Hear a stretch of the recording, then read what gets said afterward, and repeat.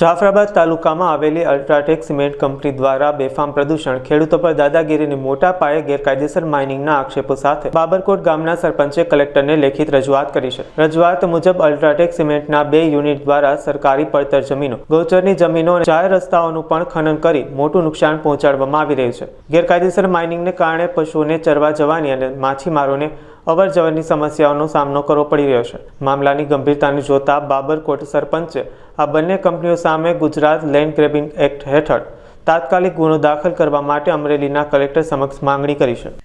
બાબરકોટ ગામે આવેલ UltraTech cement unit, Narmada cement અને અલ્ટ્રાટેક સિમેન્ટનું બીજું યુનિટ એટલે કે ગુજરાત સિમેન્ટ વર્કર્સ નામની આ 2 જમીનબક્ષી કંપનીઓ આવેલી છે.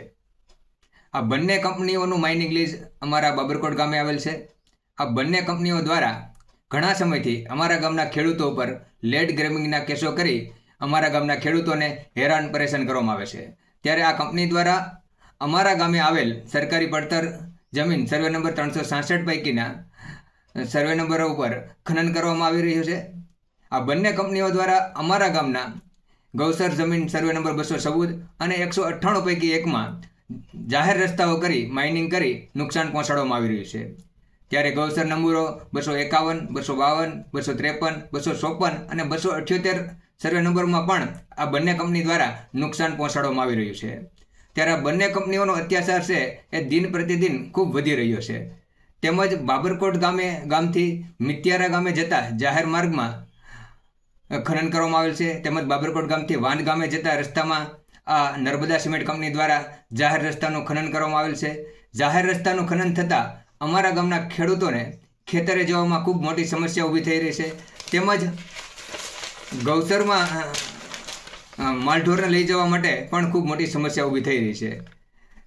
તેમજ અમારા ગામેથી જાફરાબાદ જતા જે જૂનો ગાડાવટ માર્ગ છે એમાં આ નર્મદા સિમેન્ટ કંપની દ્વારા જાહેર રસ્તા ઉપર વેબ્રિજ બનાવી અને જાહેર રસ્તા ઉપર દબાણ ઊભું કરેલ છે. જાહેર રસ્તો બંધ કરેલ છે, જેના કારણે અમારા ગામના લોકોને માછીમારી કરવા માટે જવાની પણ ખૂબ મોટી સમસ્યા ઊભી થઈ રહી છે. તેમજ આ તમામ બાબતે અમારા બાબરકોટ ગ્રામ પંચાયત દ્વારા જવાબદાર તંત્રને વારંવાર રજૂઆત કરવામાં આવી છે. તેમ છતાં પણ એમના પેટનું પાણી હલતું નથી. કહેવાય છે ને કે ન્યાય નીતિ સૌ ગરીબને, મોટા સૌને માફ, વાઘે માર્યો માનવી એનો સો ઇન્સાફ. આ મુહાવરો છે અહીંયા લાગુ પડે છે.